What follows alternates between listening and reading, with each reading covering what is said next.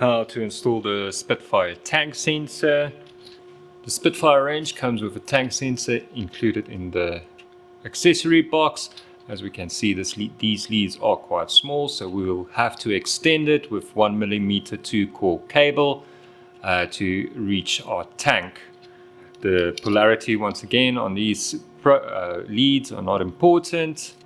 One thing we need to make sure is that the sensor is in the right orientation with the indent at the bottom close to the circlip, so that when it hangs it is in the right orientation.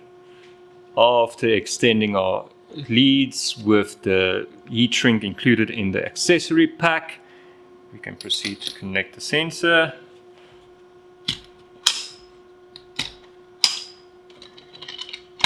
As we are only using one sensor for the tank, we will be connected to tank high and COM.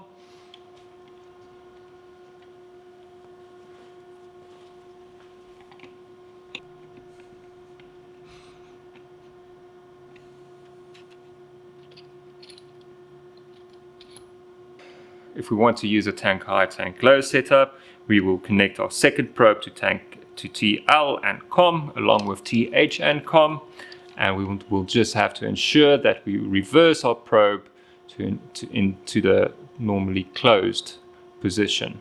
After we've installed the sensor in the tank and the water level reaches the top of the tank, the controller will switch off the pump.